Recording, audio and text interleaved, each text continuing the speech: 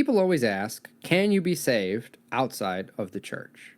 And this is an awkward question because if you say yes, then people will think, oh, well, I guess I don't have to go to church. I'll just be a good person.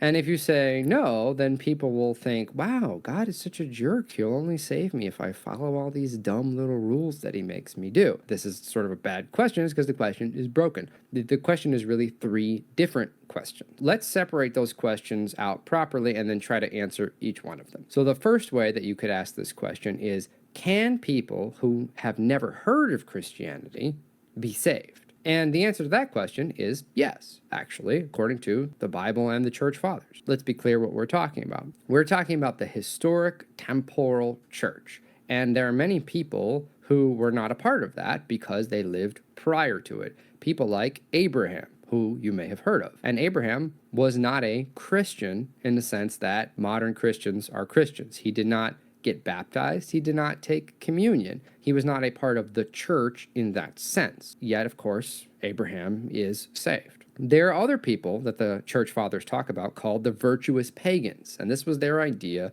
that there were pagans who lived, obviously, prior to Christianity, who were not Jews, who didn't even have that understanding of the Old Testament God, but who, nevertheless, through their practice of virtue, were able to attain to knowledge of the good and, in some sense, knowledge of God. So Justin Martyr, the famous philosopher, Greek philosopher turned Christian, had this to say.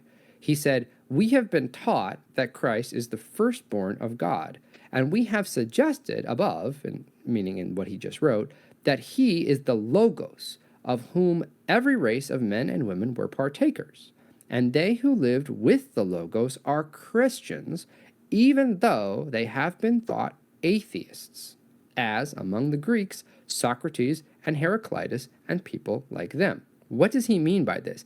He means that there were people like Socrates and Heraclitus who were virtuous pagans, who sought to understand the Logos, which is the principle of rationality and truth and being, and who came to know this through the practice of virtue and honest intellectual inquiry. And Justin Martyr is almost granting them status as something like honorary Christians, not obviously because they were literally baptized and took communion and things like that, but because they knew in some dim fashion who the Logos was. And this, of course, connects to Paul in Romans, who says this, "When Gentiles who do not have the law by nature do the things in the law, these, although not having the law, are a law to themselves, who show the work of the law written in their hearts, their conscience also bearing witness." So the idea here is that the moral law of reality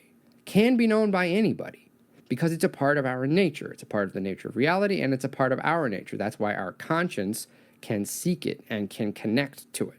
So yes, literally, people who were not part of the historical, physical church can be saved. Now, this gets people to ask this question, well, okay, therefore, are all religions equally paths to salvation? And this is the second way that you might ask this question. And the answer to that is no. And only secular people really think this, I should add. Religious people don't say this kind of thing. They don't go, oh, yes, all religions are equally valid, or whatever that means. Because religious people, traditional religious people, believe in truth. And they're aware that not all truth claims are compatible. So how then can Christians say that Christ can save outside of the church and yet also insist that Christianity is the true way? And this has to do with the Christian conception of who and what Christ is. So on Christianity, Christ is the truth. Other religious teachers claim to know the truth, but Christ says that he is the truth. And this changes how we look at everything. Christ established the church as a specific historical reality in the world, but the church is not merely a specific historical reality in the world. She is also Christ's body. Now, Christ can save people outside of that specific historical reality of the church, such as those who are part of other historical religions, but Christ is still the truth itself. So that to be saved ultimately means to be united to his body, also known as the church. In other words, because the Christian idea is that Christ is truth itself and life itself, then there is no truth or life outside of Christ. You can be united to truth and life himself in the age to come, even if you weren't part of it on the earth, but that doesn't change the fact that salvation ultimately means being united to Christ, he who is truth and life. How then do we understand what's going on with truth in other religions? That's a good question, but it's a different question. And I have a video coming out that is going to address this exact topic. So if you're interested, subscribe and stay tuned to that. So the third way that you could unpack this question is to say, okay, well, what is the minimum that I can get away with in order to live the kind of life that I want to live now and still reasonably expect to go to heaven? And I think that this is the real question that a lot of people are asking when they ask this question about being saved outside of the church. And there are two big problems with this question. One is that it's not a truth-seeking question. It's actually a selfish question. And the other is that it assumes an incorrect view of salvation according to orthodoxy. So for the first point, it's a selfish question.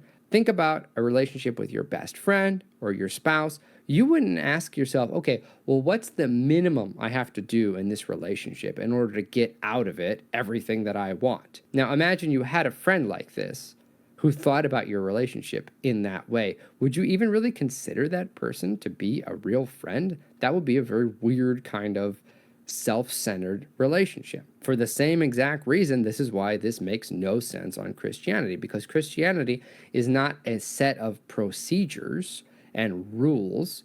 It is a relationship with a loving Father. If you want a sense of this, read the parable of the prodigal son. It's not about the son returning and following all these rules that the father gave him, or even about being corrected by him. The father doesn't say anything. He accepts him back with joy and love. You want to be in a loving relationship with he who is truth and life itself. This is the special Christian twist. Many people believed in the Logos or in life itself or truth itself, many pagan philosophers and thinkers.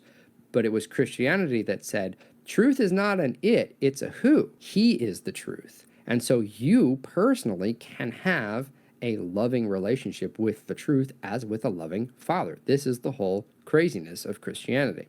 The second is that we have a wrong view of salvation in the West. We often conceive of it in terms primarily of passing a test or escaping some kind of a punishment, like a trial or something like that. And traditional Christianity views this very differently.